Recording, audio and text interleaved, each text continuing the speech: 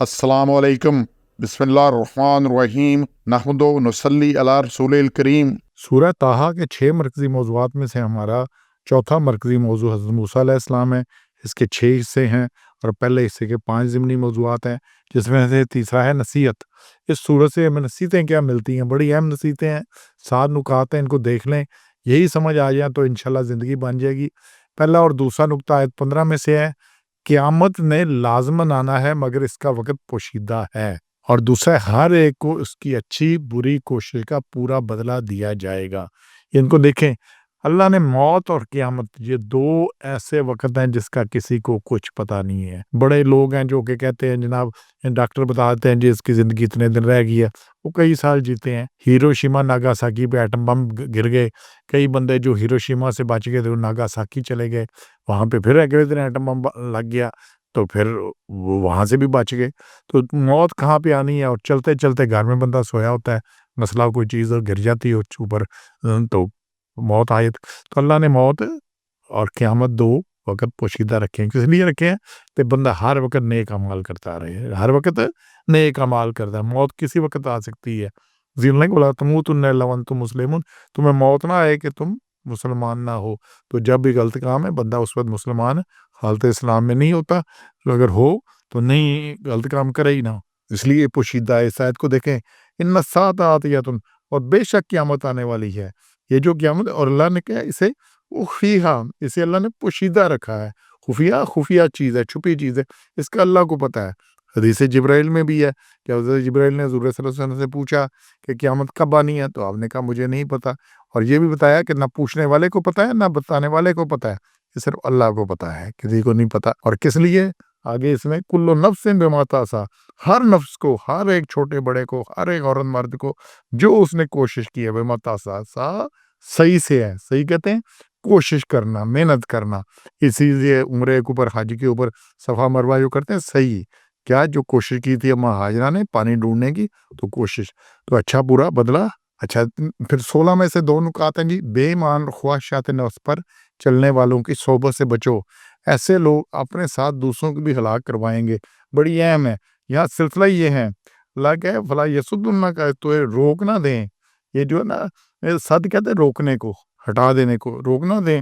मन ला जो मेरा जो ईमान नहीं लाते, बेईमान लोग जो ईमान लाते हैं और फिर तबाह तो इतबा करे, चल पड़े उनकी अपनी ख्वाहिशों के पीछे और फिर हलाक हो जाए। यही बुनियादी नुक्ता है। और इसीलिए हर बंदा अपनी सोबत से पहचाना जाता है। जिसके दोस्त बुरे हैं, उसने एक दिन बुरा होना ही होना है। आप घर में तजर्बा कर लें, अच्छा 100 अच्छे सेब ले लें, 100 अच्छे सेब ले लें, एक खराब रख दें बीच में, वो 100 मिलके एक को ठीक नहीं करेंगे, एक खराब सबको खराब कर देगा। तो इसी तरह, इसलिए कहते हैं फारसी में कुंद बा हम जिन्स परवाज, कबूतर बाज बा बाज, कबूतर कबूतरों के साथ उड़ते हैं, बाज बाजों के साथ उड़ते हैं।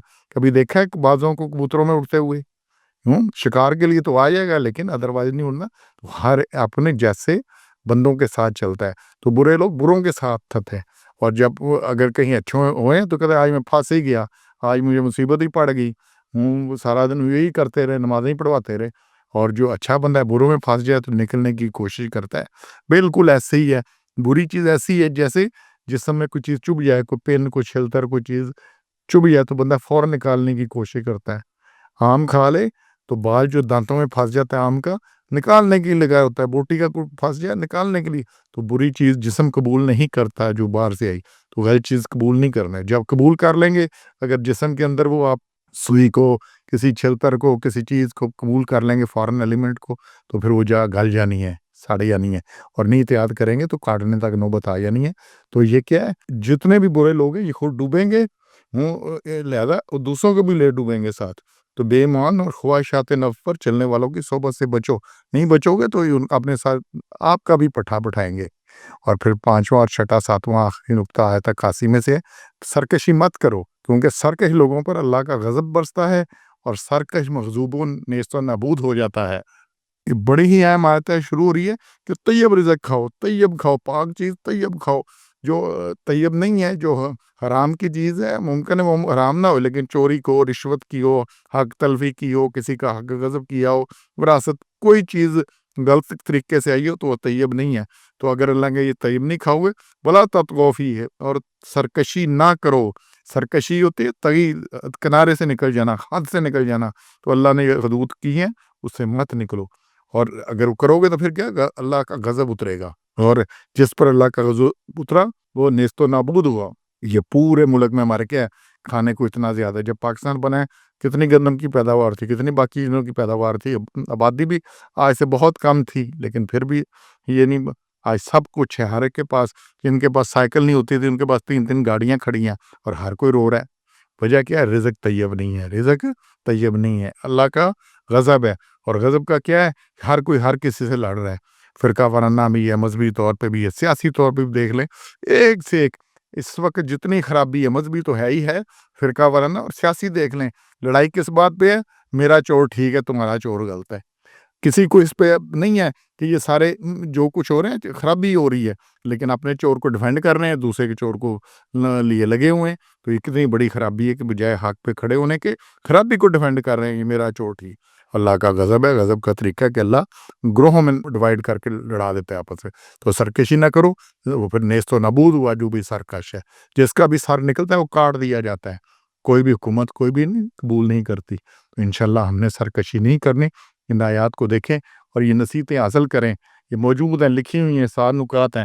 نہیں حاصل کریں گے تو موت نے ایک دم آ جانا ہے. جو پہلے بات آ رہی ہے قیامت تو آ گئی، اس سے جس کی موت آئی اس کی قیامت آ گئی. باقی جو ہوگا صاحب بات کی بات ہے. تو انشاءاللہ ہم نے اصلاح کرنی ہے، نہ کی تو پھر انجام بڑا خراب ہے. سبحان ربک رب العزت عما یصفون وسلام علی المرسلین والحمد للہ رب العالمین.